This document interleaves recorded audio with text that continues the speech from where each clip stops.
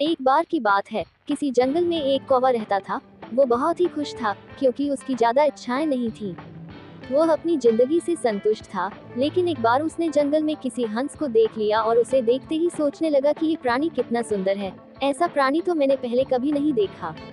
इतना साफ और सफेद, यह तो इस जंगल में औरों से बहुत सफेद और सुंदर है, इसलिए यह तो बहुत खुश रहता होगा। कौवा हंस के पास गया और पूछा, भाई तुम इतने सुंदर हो, इसलिए तुम बहुत खुश होगे। इस पर हंस ने जवाब दिया, हाँ मैं पहले बहुत खुश रहता था, जब तक मैंने तोते को नहीं देखा था। उसे देखने के बाद से लगता है कि तोता धरती का सबसे सुंदर प्राणी है।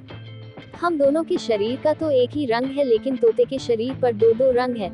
उसके गले में लाल रंग का घेरा और वो सूरखरे रंग का था। सच में वो बेहद खूबसूरत था। अब कौवे ने सोचा कि हंस तो तोते को सबसे सुंदर बता रहा है, तो फिर उसे देखना होगा। कौवा तोते के पास गया और पूछा, भाई तुम दो दो रंग पाकर बड़े खुश होगे। इस पर तोते ने कहा, हाँ मैं तब तक खुश था जब तक मैंने मोर को नहीं देखा था। मेरे पास तो दो ही रंग हैं, लेकिन मोर के शरीर पर तो कई तरह के रंग हैं। अब कौवे ने सोचा, सबसे ज्यादा खुश कौन है, यह तो मैं पता करके ही रहूंगा। इसलिए अब मोर से मिलना ही पड़ेगा।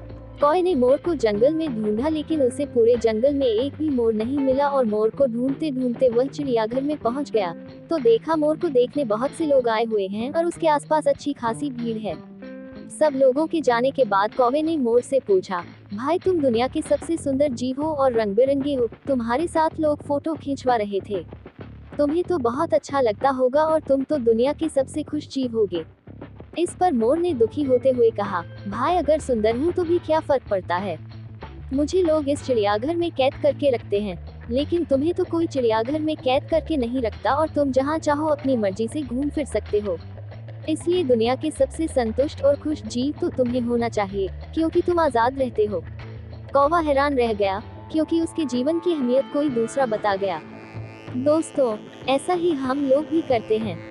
हम अपनी खुशियों और गुणों की तुलना दूसरों से करते हैं, ऐसे लोगों से जिनका रहन सहन का माहौल हमसे बिल्कुल अलग होता है।